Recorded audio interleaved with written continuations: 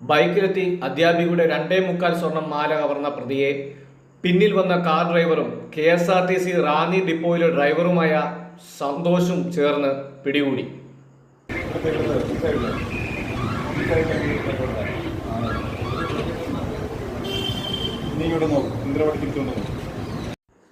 ഇരവിപുരം വാളത്തുങ്കൽ കൂട്ടിക്കട കളീലിൽ വീട്ടിൽ Jasar സിദ്ദിഖിനെയാണ് Kottarakkara police arrest ചെയ്തത്. ചൊവ്വാഴ്ച ഉച്ചയ്ക്ക് 12:45 സംഭവം. രണ്ടുപേർ ബൈക്കിലെത്തി വാളകം MLA ജംഗ്ഷനിൽ വെച്ച് സ്കൂൾ അധ്യാപിക സൂസമ്മയുടെ മാല മോഷ്ടിക്കുകയായിരുന്നു. കൊട്ടാരക്കര ഭാഗത്ത് നിന്നാണ് ബൈക്കിൽ 2 മോഷ്ടാക്കൾ എത്തിയത്. ബൈക്കിന്റെ പിറകെ ഇരുന്ന മോഷ്ടാവ് റോഡിലിറങ്ങിയ ശേഷം അധ്യാപികയുടെ പിറകിലെത്തി കഴുത്തിൽ ഇടിച്ച് മാല മോഷ്ടിക്കുകയായിരുന്നു.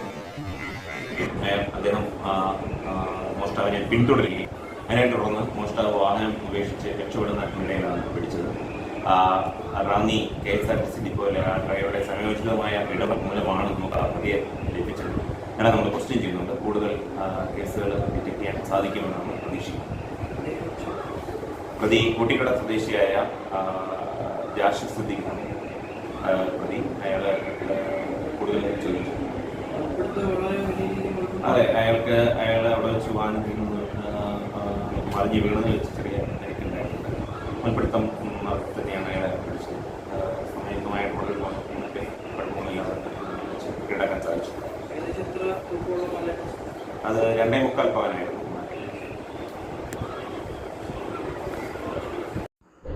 തുടർന്ന് ബൈക്കിൽ കയറാൻ ശ്രമിക്കുന്നതിനിടെ മാല മോഷണം നടത്തിയ പ്രതി നിലത്ത് വീഴുകയായിരുന്നു. ഉടൻ തന്നെ ഇത് കണ്ടുകൊണ്ട് കാറിൽ വരികയായിരുന്ന സന്തോഷ് കാർ നിർത്തിയ ശേഷം പ്രതിയെ സാഹസികമായി പിടികൂടുകയായിരുന്നു. തുടർന്ന് നാട്ടുകാരും സ്ഥലത്തെത്തി.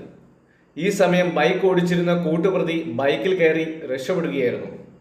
തുടർന്ന് പോലീസ് എത്തി പ്രതിയായ ജാസറിനെ കൊട്ടാരക്കര സ്റ്റേഷനിലേക്ക് കൊണ്ടുപോയി. കാർ കൊണ്ട് ബൈക്കിൽ നോട്ടിഫിക്കേഷൻ